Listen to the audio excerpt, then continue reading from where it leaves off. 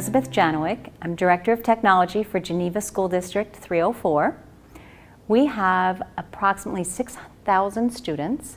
We have 6 elementary schools, 2 middle schools, and 1 high school. And we also have a pre-K. So we are a unit district, which is not common in Illinois. We have K through 12, or pre-K through 12.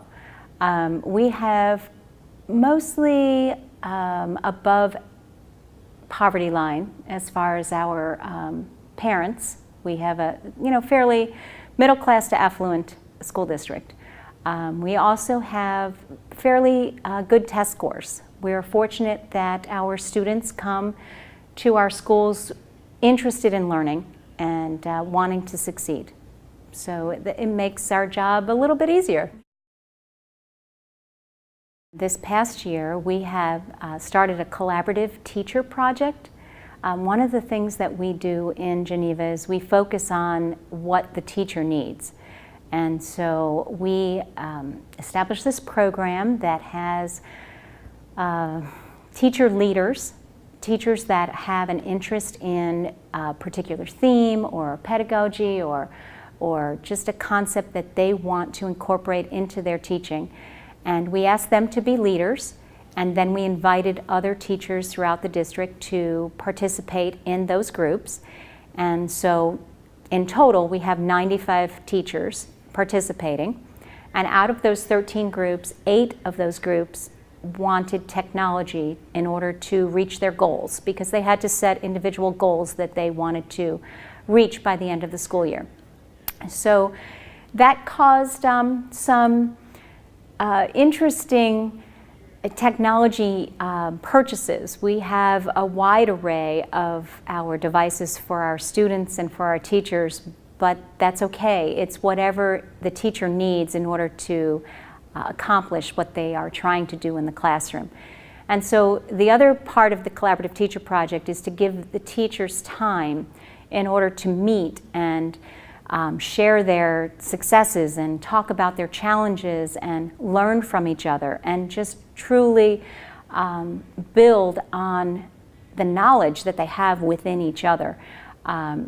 The collaboration part of it is really our focus. We gave them release time 1 day a month in order to meet and learn and try new things. And I guess the other part of it is we gave them the ability to take a risk. We said failure was okay. So if things didn't work out, that's okay. We're still going to give you time to work at it, to improve, to change how you teach, and to shift and try something else. We did run into some challenges.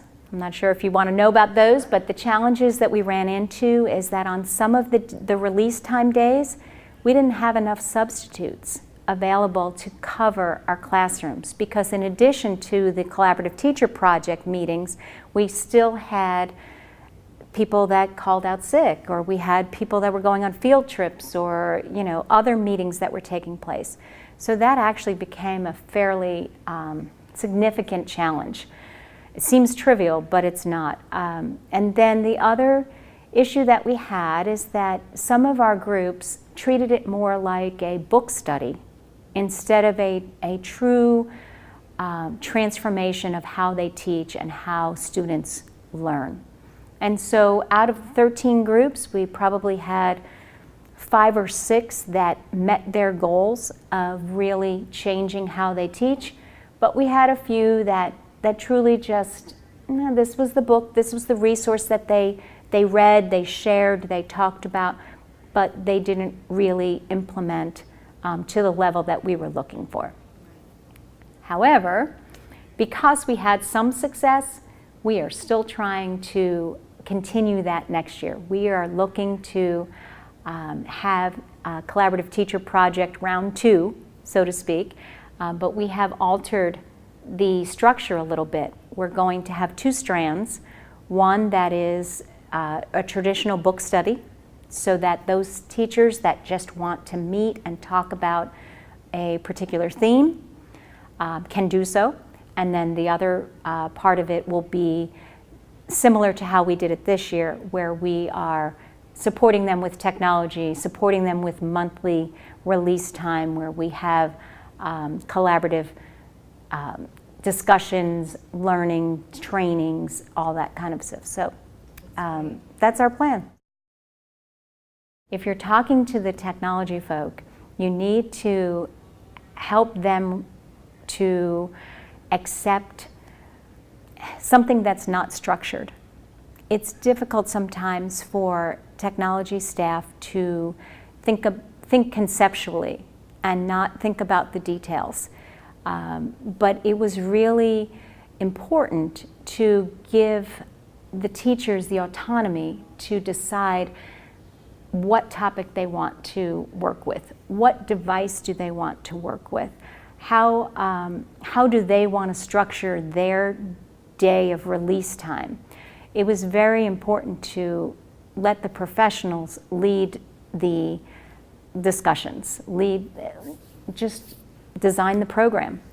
And from a technology perspective, we want to standardize. We want to say, okay, this is the way it's going to work best, and this is the device you need, and this is what we can do for you for staff development, and so on and so forth. So it's just important to let the instruction and the learning drive how the program develops.